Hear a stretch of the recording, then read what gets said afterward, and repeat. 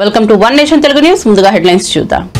KTR అరెస్టుపై governor సరైన నిర్ణయం తీసుకుంటారన్న Kishan Reddy. BRS BJP ఒకటే అని దుష్ప్రచారం చేస్తే తగిన జవాబిస్తామని వెల్లడి. కాళేశ్వరంపై విచారణను తాము డిమాండ్ చేశామన్న కేంద్ర మంత్రి.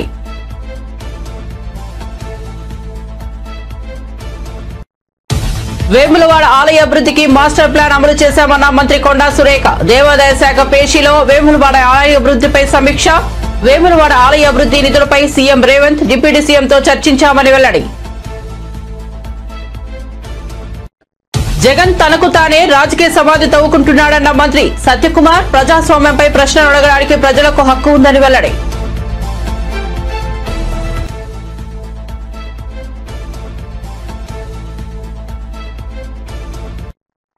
జగన్ అసెంబ్లీకి ఎందుకు వెళ్లడం లేదని వైఎస్ షర్మిల ప్రశ్న. కాంగ్రెస్ పార్టీని విమర్శించే హక్కు జగన్ కు లేదన్న షర్మిల ఆగ్రహం. 38% ఓట్లు ఉన్న అసెంబ్లీలో లేకపోవడం ఏంటని జగన్ ను ప్రశ్నించిన షర్మిల.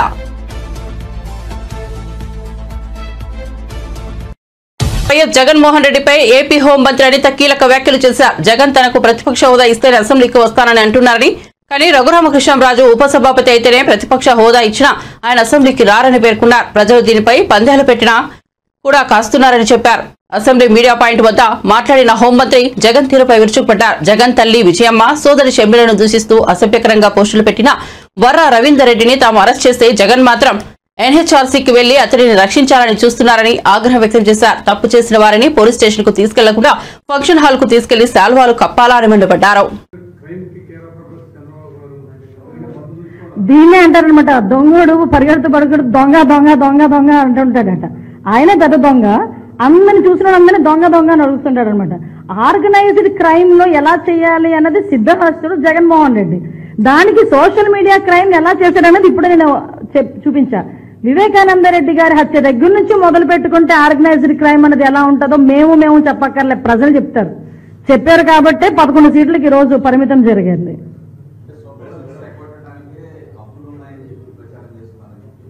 అంటే విషయం ఏంటంటే, ఆలోచన కలిగిన ప్రతి ఒక్కరు, ఆలోచించదగ్గ ప్రతి ఒక్కరికి ఈరోజు మన రాష్ట్రం తాలూకా ఆర్థిక పరిస్థితి ప్రతి ఒక్కరికి అర్థమైంది.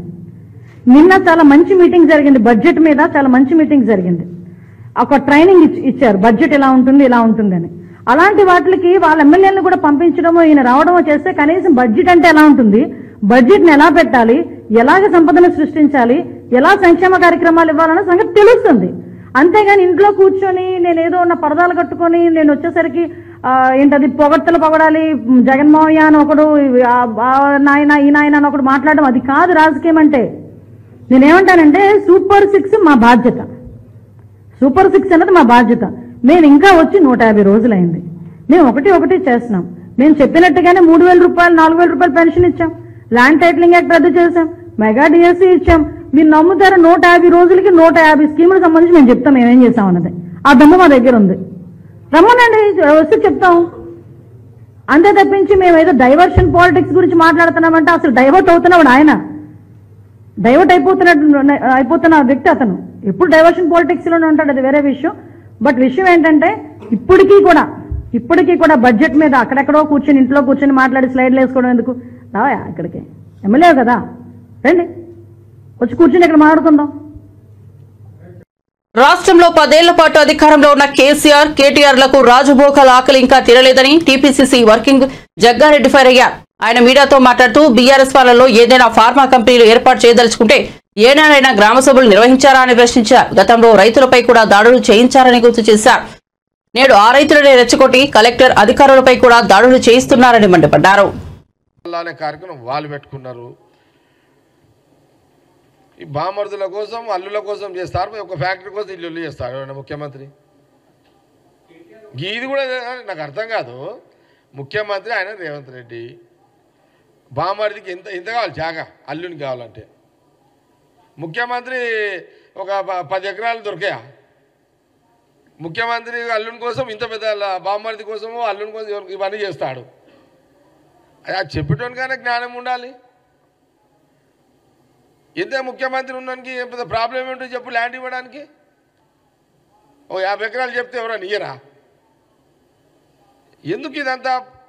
కాబట్టి ఏదో అనాలి అంతే, మనకేం తోస్తలేదు. ఇప్పుడు 9.5 ఏళ్ళు ఆ ప్రగతి భవన్లో ఆ ఎంజాయ్మెంట్ చూసిరు వాళ్ళు.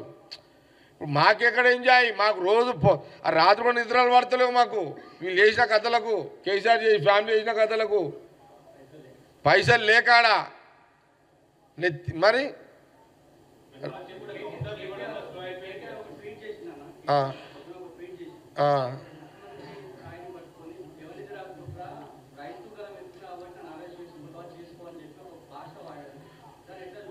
అట్లాంటి అప్పుడు కేసీఆర్ వాడలేడా? కేసీఆర్ ఏమనేటోడు? సన్నాసులు అనేటోడు.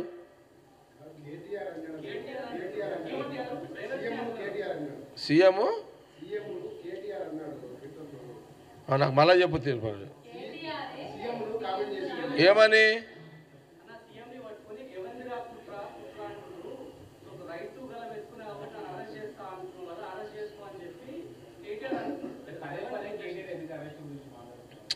ఇప్పుడు కేటీఆర్కి ఏమైందంటే నాజుక్ లీడర్ అయినా కేటీఆర్, బిల్కుల్ కేటీఆర్ నాజుక్ లీడర్. అదేమంటారు ఇంగ్లీష్లో, అదేమంటారు, అది కాదు నాయి భాయ్ ఓ భాష నయ్యే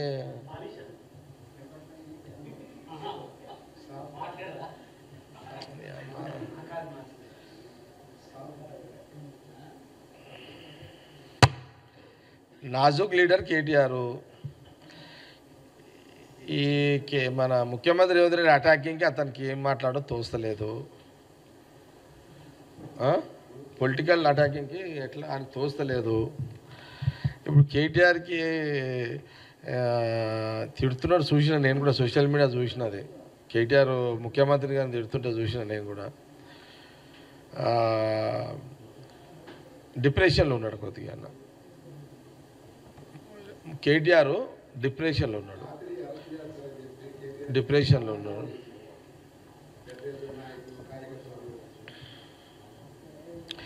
అసలు సరే ఇవన్నీ ఓకే, పాలిటిక్స్లా అరెస్టులు ఇవన్నీ ఓకే, కానీ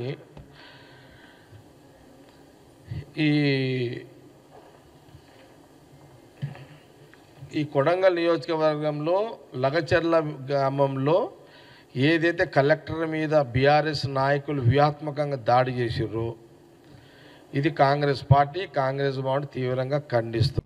తిరుమల శ్రీవారికి టీటీడీ మాజీ చైర్మన్ దివంగత డీకే ఆదికేశవులు నాయుడు మనవరాలు చైతన్య భారీ విరాళం అందించారు. సుమారు 2 కోట్ల విలువైన స్వర్ణ వైజయంతి మాలను టీటీడీ చైర్మన్ బీఆర్ నాయుడు చేతుల మీదుగా అందజేశారు. ఆ ఆభరణాన్ని ఉత్సవమూర్తులకు టీటీడీ అలంకరించనుంది. శుక్రవారం తిరుచానూరు పద్మావతి అమ్మవారికి మరో వైజయంతి మాలను విరాళంగా అందజేయనున్నారు.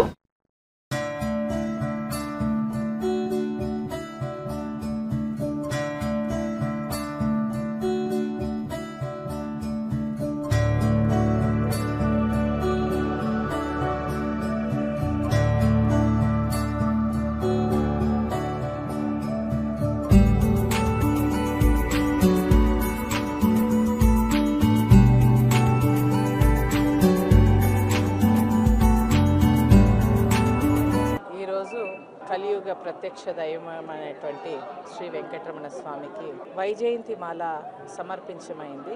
మలయప్ప స్వామికి, భూదేవికి, శ్రీదేవికి. ఈ వైజయంతి మాల అనేది నేను ఇక్కడ అడిగినప్పుడు భగవంతుడికి వైజయంతి మాల లేదు అని చెప్పారు. అప్పుడు ఈ వైజయంతి మాలను సమర్పణ చేయాలని కోరిక పుట్టి దాన్ని ఈరోజు సమర్పించాము. శృంగేరి విధుశేఖర స్వామీజీ ద్వారా గర్భాలయంలో దేవునికి ఈరోజు సమర్పించింది. ఈ వైజయంతి మాల అనేది ప్రత్యేకత, భగవాన్ శ్రీకృష్ణునికి చాలా అతి ప్రియమైన వస్తువు. సో దాన్ని ఈరోజు సమర్పించాం. మిస్టర్ డీకే ఆదికేశులు గారి ముద్దుల మనవరాల్ని మా తాత టీటీడీ చైర్మన్ గా 2 సార్లు టర్మ్స్ చేశారు. సో ఇవాళ స్వామివారికి, అమ్మవారికి మేము వైజయంతి మాల చేయించడం అనేది జరిగింది. ఈ రోజు చాలా ప్రత్యక్షమైన రోజు. సో ఈ రోజు శివుడు సుదర్శన చక్రం అనేది విష్ణు స్వామికి ఈ రోజు సమర్పించింది. ఈ రోజు శివుణ్ణి వెంకటరమణ స్వామికి ఏకైక రోజు, సంవత్సరానికి ఒకే రోజు చాలా శ్రేష్టంగా పూజ చేయడం అనేది జరుగుతుంది ఇద్దరికి. సో ఈ రోజు చాలా అద్భుతమైన రోజు వైజయంతి మాల మన శ్రీదేవి, భూదేవి, మైలరప్ప స్వామికి ఉత్సవమూర్తులకి సమర్పించడం అనేది జరిగింది. మన శృంగేరి శారదాపీఠ స్వామి వచ్చి ఆయన ప్రాణప్రతిష్ఠ చేసి ఇవ్వడం అనేది జరిగింది. మన ఈఓ మన జేఈఓ చైర్మన్ గారు కూడా ఉన్నారు, వాళ్ళ ఆధ్వర్యంలో ఇవ్వడం అనేది జరిగింది. ఇవాళ అయితే ఉత్సవమూర్తి మైలారప్ప స్వామికి శ్రీదేవి భూదేవి అమ్మవారికి వైజయంతి వజ్రాల హారము వేయడం అనేది జరిగిందండి. ఆ ఆభరణాల విలువ వజ్రాలు, మళ్ళీ ఆ నీలాలు అనేవి చాలా ఓల్డ్ ఏన్షియంట్ యాంటిక్ వజ్రాలు, మళ్ళీ సఫైర్స్ చాలా ఎక్స్పెన్సివ్. అది దాన్ని మేము వాల్యుయేషన్ చేయలేదు. బట్ ఇప్పుడు అకార్డింగ్లీ ఇప్పుడు today's price it will be 2 crore above. So 4 హారాలు అనేది ఇవ్వడం అనేది జరిగింది. అందులో blue sapphires, diamonds, rubies, emeralds, corals and బంగారుతో ప్యూర్ 24 క్యారెట్ గోల్డ్తో చేయడం అనేది జరిగింది.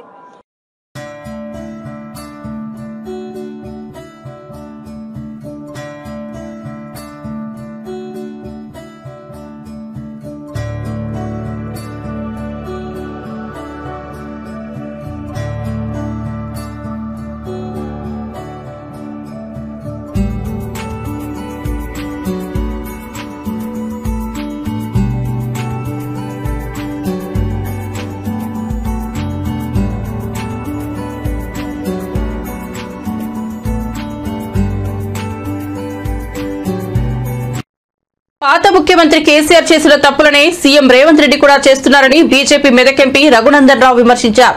సంగారెడ్డిలో ఆయన మీడియాతో మాట్లాడారు. గత ప్రభుత్వంలో గజ్వేల్ నియోజకవర్గానికి కేసీఆర్ గడా సంస్థ పెట్టుకుంటే రేవంత్ రెడ్డి కొడంగల్ కు కూడా సంస్థ పెట్టుకున్నారని, ఖమ్మం మిర్చి యార్డులో నాడు రైతులను అరెస్ట్ చేసి బేడీలు వేసినప్పుడు విమర్శించి మల్లన్న సాగర్ నిర్వాసితుల దగ్గర ధర్నా చేసిన రేవంత్ రెడ్డి ఇప్పుడు అర్ధరాత్రి సమయంలో రైతుల అరెస్టుల పర్వం కొనసాగిస్తున్నారన్నారు. మారింది కేవలం రంగుల జెండా మాత్రమే తప్ప రైతుల బతుకుల్లో మార్పు లేదని ఆవేదన వ్యక్తం చేశారు.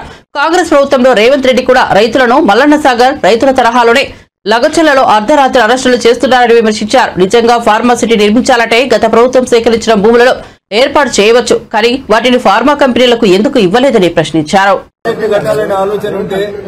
ఫార్మాసిటీ పేరిట గత ప్రభుత్వం ఎక్వైర్ చేసినటువంటి భూములని, ఫార్మాసిటీ పేరిట డెవలప్ చేసినటువంటి భూములని ఫార్మా కంపెనీలకు ఇవ్వకుండా పాత ముఖ్యమంత్రి, పాత టీఆర్ఎస్ పాలకులు ఏ తప్పులు చేసిరో, నేను గజ్వేల్ కు ముఖ్యమంత్రిని, నేను సిద్దిపేటకు మంత్రిని, నేను సిరిసిల్లకు మంత్రిని, ఈయన కొడంగల్ కి తీసుకుపోయి కూడా పెట్టి, ఆయన గజ్వేల్ కి గడా పెట్టుకుంటే ఈయన కొడంగల్ కి కూడా పెట్టుకున్నాడు.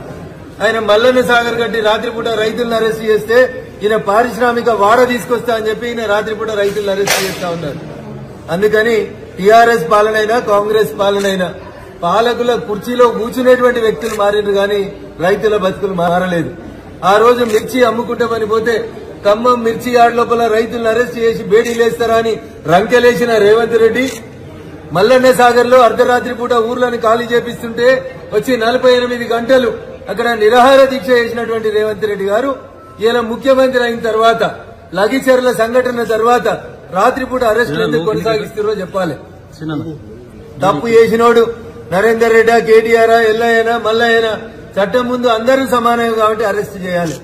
కానీ దానికి ముందుగానే మీడియాకు లీకులు ఇచ్చి రేపు వీళ్ళని అరెస్ట్ చేస్తాం, ఎల్లుండి వాళ్ళని అరెస్ట్ చేస్తాం, ఈ ఎపిసోడ్లు నడిపించడం మానుకొని ప్రజాపాలన అంటే ప్రజల కోసం పనిచేయడం నేర్చుకోండి. కంపెనీలు అడుగుతా ఉన్నాయి, పెద్ద పెద్ద కెమికల్ కంపెనీస్, ఫార్మాస్యూటికల్ కంపెనీస్ అడుగుతా ఉన్నాయి, అన్ని కంపెనీలు ఒకే చోట పెడతాం, గతంలో ఎక్వైర్ చేసినటువంటి భూముల్ని మాకు కేటాయించమని. దాని మీద స్పందన లేదు. రాష్ట్రంలో పాలన పడికేసి ప్రజలు అవస్థలు పడుతుంటే, వడ్ల కొనుగోలు జరగకుండా, వడ్లకి లారీలు రాకుండా రైతులు ఇబ్బంది పడుతుంటే ఒక ఆయన పోయి బొంబాయిలో తిడతాడు, ఒక ఆయన పోయి ఢిల్లీలో తిడతాడు. ఇద్దరు పోయి చెర్లపల్లిలో ఉండాల్సిన వాళ్ళే, ఒకడు ఉండొచ్చిండు, ఇంకోటి ఉండాల్సినోడు రేపో మాపు. ఇంతకు మించి పెద్ద తేడా ఏం లేనట్టే కనబడతా ఉంది. అందుకని అటు మేమే రాబోతాం, మేమే చేస్తున్నామని చెప్పుకునే ఇద్దరికి కూడా నేను చెప్పే సూచన ఒకటి, ముందు ఇప్పుడు నడుస్తున్న దాన్ని కాపాడుండ్రి, ఇప్పుడున్న రైతన్నల్ని ఆదుకోండి.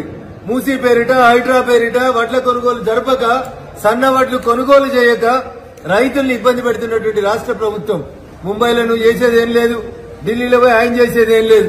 ఇద్దరు వచ్చి ప్రజల కోసం గల్లీలో పనిచేయాలని చెప్పి ఆ రెండు పార్టీల కేటీఆర్ అరెస్టుపై గవర్నర్ సరైన నిర్ణయం తీసుకుంటారని కేంద్ర మంత్రి కిషన్ రెడ్డి వ్యాఖ్యానించారు. గవర్నర్ ఊరికే అలా నిర్ణయం తీసుకోరని, దానికి న్యాయ సలహా కావాలని న్యాయ నిపుణులను సంప్రదించిన అనంతరం సరైన నిర్ణయం తీసుకుంటారని తెలియజేశారు. కొంత జాప్యం జరిగినంత మాత్రాన బీఆర్ఎస్ బీజేపీ ఒకటే అనే దుష్ప్రచారం చేస్తున్నారని కిషన్ రెడ్డి మండిపడ్డారు. కాళేశ్వరంపై విచారణ చేయాలని తామే డిమాండ్ చేశామని, రేవంత్ రెడ్డి ఎప్పుడు విచారణ కోరలేదని ఆయన తెలిపారు. బీఆర్ఎస్ కాంగ్రెస్ రాష్ట్ర అభివృద్ధి వదిలేసి సొంత ప్రయోజనాల కోసం రాజకీయాలు చేస్తున్నారని ఆగ్రహం వ్యక్తం చేశారు. తీసుకుంటున్నటువంటి చర్యలు కానీ తెలంగాణకు నష్టం కలిగిస్తాయి. ఈరోజు తెలంగాణ సమాజం అర్థం చేసుకోవాలి. టీఆర్ఎస్ పార్టీ అవలంబిస్తున్నటువంటి విధానం కానీ కాంగ్రెస్ పార్టీ తీసుకుంటున్న నిర్ణయాలు కానీ తెలంగాణకు ఏమాత్రం లాభం జరగదు తప్ప నష్టం కలిగించే విధంగా రెండు పార్టీలు వ్యవహరిస్తూ ఉన్నాయి.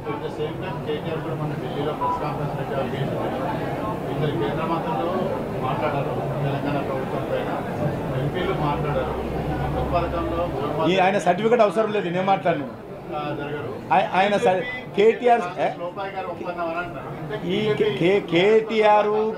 కేటీఆర్ కేసీఆర్ యొక్క సర్టిఫికెట్ మాకు అవసరం లేదు. ప్రధానమంత్రి గారు ప్రారంభోత్సవం చేయడానికి హైదరాబాద్కు వస్తే, తెలంగాణకు వస్తే రానటువంటి ముఖాలు ఈరోజు మేము ఏం చేయాలో మాకు చెప్పాల్సిన అవసరం లేదు. ప్రధానమంత్రి గారు ఒక ఫెర్టిలైజర్ కంపెనీ ప్రారంభోత్సవానికి వస్తే ఈయన రాడు, ముఖ్యమంత్రి ఫామ్ హౌస్లో వండుకుంటాడు. ప్రధానమంత్రి గారు ఒక రైల్వే మ్యానుఫ్యాక్చరింగ్ యూనిట్కు ఇనాగ్రేషన్కి వస్తే రాడు. ప్రధానమంత్రి గారు ఒక విద్యుత్ కంపెనీలకు సంబంధించినటువంటి మరి ఎన్టీపీసీ ప్రాజెక్టులను తెలంగాణ ప్రజలకు డెడికేట్ చేయడానికి వస్తే ఆయన రాడు. ఈరోజు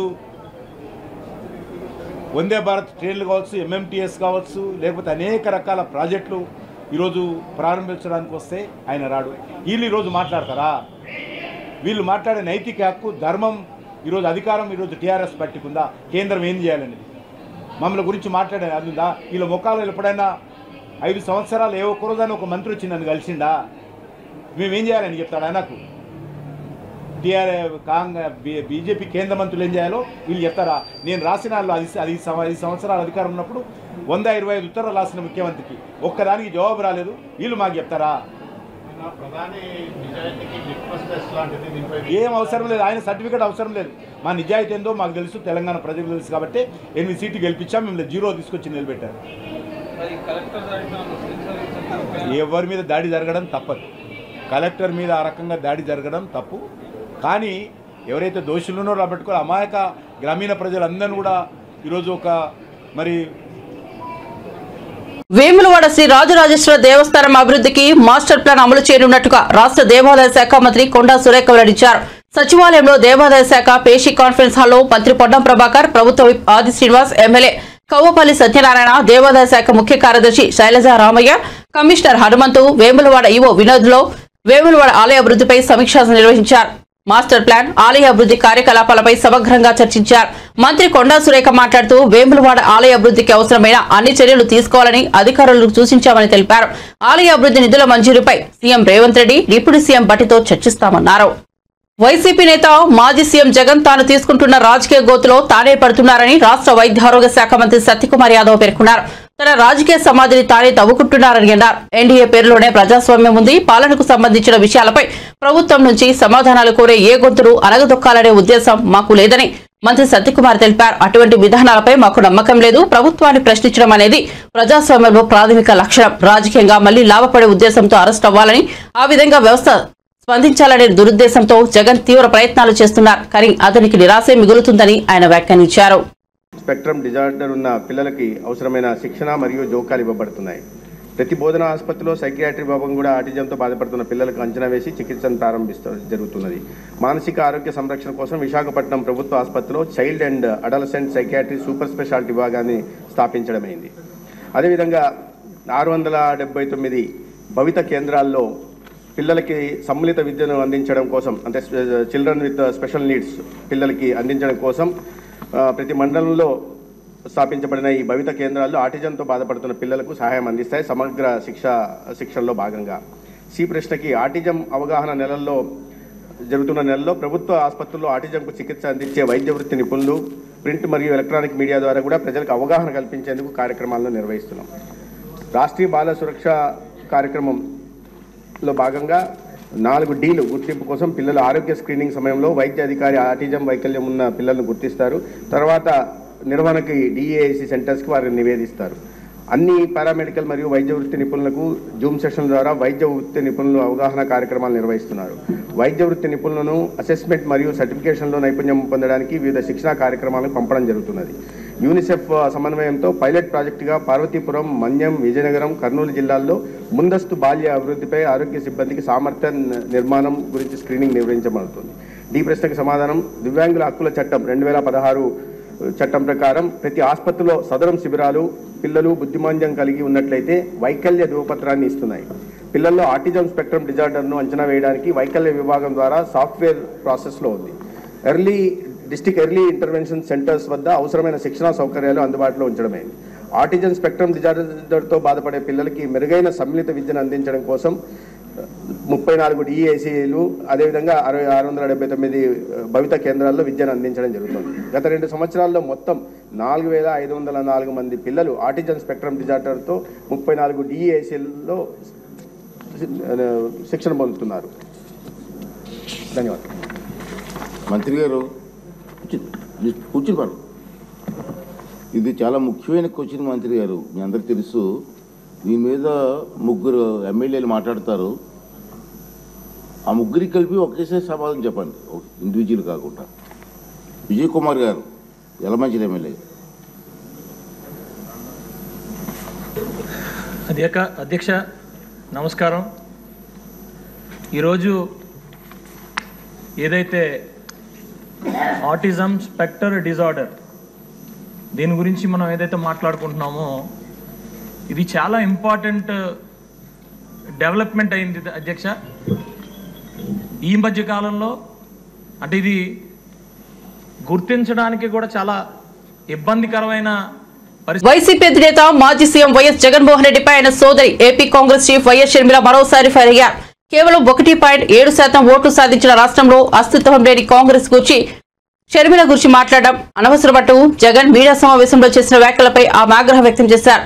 మా ఓట్ల విషయం పక్కన పెడితే జగన్ 38% ఓట్లు వేసిన ప్రజలకు తన అసెంబ్లీకి ఎందుకు వెళ్లడం లేదో చెప్పాల్సిన బాధ్యత ఉందన్నారు. మాకు ఓట్లు సీట్లు రాలేదు కాబట్టి మేము అసెంబ్లీకి వెళ్లడం లేదని, మీకు 11 సీట్లు గెలిపించినా 38% ఓట్లు వేసినా మీరెందుకు అసెంబ్లీకి వెళ్లడం లేదని, మీకు మాకు తేడా ఏంటని షర్మిల ప్రశ్నించారు.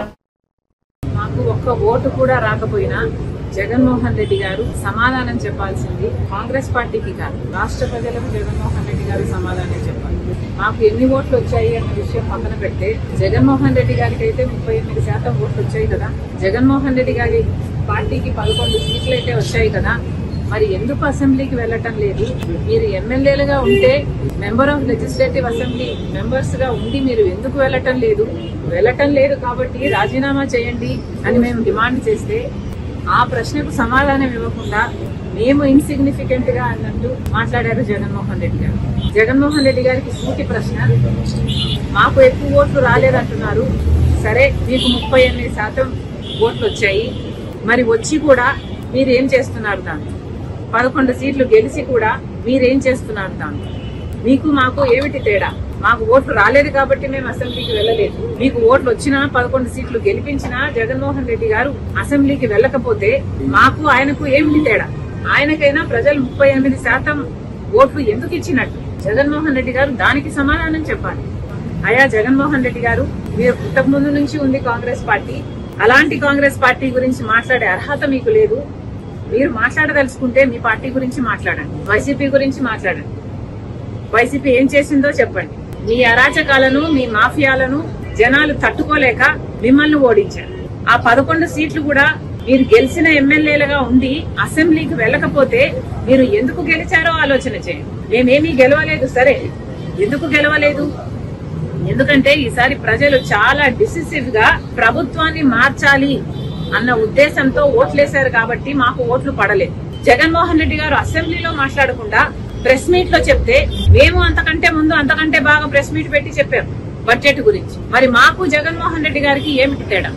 ఓట్లేసి గెలిపించారు, మీకు 38% ఉంది అని గొప్పలు చెప్పుకుంటున్నారే, అది కూడా ఉండేటట్టు మిగుల్చుకునేటట్టు మీరు వ్యవహరించడం లేదు, ప్రవర్తించటం లేదు. మళ్ళీ జగన్మోహన్ రెడ్డి గారికి చెప్తున్నాం, ఇన్సిగ్నిఫికెంట్ పార్టీ మాది కాదు, ఇన్సిగ్నిఫికెంట్ పార్టీ మీది, వైసీపీది. మళ్ళీ చెప్తున్నాం వైసీపీ లీడర్లకు, జగన్మోహన్ రెడ్డి గారికి, మీరు మెంబర్స్ ఆఫ్ లెజిస్లేటివ్ అసెంబ్లీ, అందుకనే ప్రజలు మిమ్మల్ని గెలిపించారు. మీకు అసెంబ్లీకి పోయే ధైర్యం లేకపోతే రాజీనామాలు చేయండి.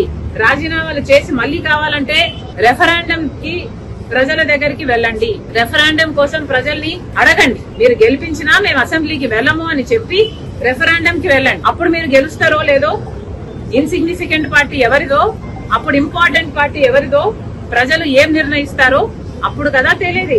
మెంబర్స్ ఆఫ్ లెజిస్లేటివ్ అసెంబ్లీ అయ్యుండి మీరు అసెంబ్లీకి పోము అంటే మూర్ఖత్వం కాకపోతే ఏమిటండి ఇది? సోషల్ మీడియాలో వస్తున్న బూతుల గురించి, సోషల్ మీడియాలో మహిళలను చిన్న చేసి అవమానించి చేస్తున్న పోస్టుల గురించి పోలీసులు ఇంతే కాదు ఇంకా అరెస్ట్ చెయ్యని వాళ్ళను కూడా చేయాలి. అసభ్యకరంగా ఎవరు పోస్టులు పెట్టినా కూడా పోలీస్ డిపార్ట్మెంట్ చర్యలు తీసుకోవాలి, వాళ్ళని అరెస్ట్ చేయాలి అని కాంగ్రెస్ పార్టీ డిమాండ్ చేస్తుంది. ఇది ఒక పొలిటికల్ ఇష్యూ కాదు, సోషల్ ఇష్యూగా దీన్ని పరిగణలోకి తీసుకొని సోషల్ మీడియాలో అసభ్యకరంగా ఎవరు ఏ పోస్టులు చేసినా, ఏ కమెంట్లు చేసినా కూడా పోలీసు వాళ్ళు యాక్షన్లు తీసుకోవాలి. గతంలో చేసిన కమెంట్లకు కూడా ఎవరు ఎంత క్షమాపణలు అడిగినా కూడా ఇది క్షమించరాని నేరం. కాబట్టి ఎవరు ఎంత ప్రాధేయపడినా మమ్మల్ని క్షమించండి అని సోషల్ మీడియాలో వేడుకుంటున్నా ఎవరైతే బూతులు పెట్టారో వాళ్ళ మీద తప్పకుండా యాక్షన్ తీసుకోవాలి. బులెటిన్ ముగించే ముందు హెడ్లైన్స్ మరోసారి చూద్దాం. కేటీఆర్ అరెస్టుపై గవర్నర్ సరైన నిర్ణయం తీసుకుంటారన్న కిషన్ రెడ్డి. బీఆర్ఎస్ బీజేపీ ఒకటే అని దుష్ప్రచారం చేస్తే తగిన జవాబిస్తామని వెల్లడి. కాళేశ్వరంపై విచారణను తాము డిమాండ్ చేశామన్న కేంద్ర మంత్రి.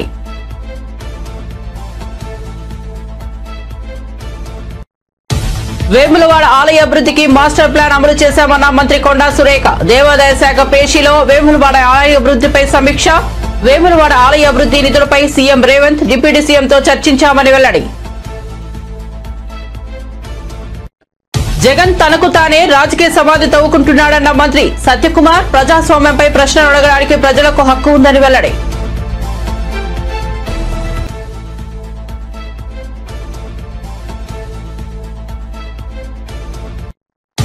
జగన్ అసెంబ్లీకి ఎందుకు వెళ్లడం లేదని వైఎస్ షర్మిల ప్రశ్న. కాంగ్రెస్ పార్టీని విమర్శించే హక్కు జగన్ కు లేదన్న షర్మిల ఆగ్రహం.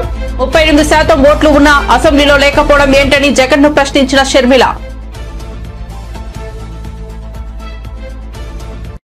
మరిన్ని అప్డేట్స్ కోసం చూస్తూనే ఉండండి వన్ నేషన్ తెలుగు న్యూస్.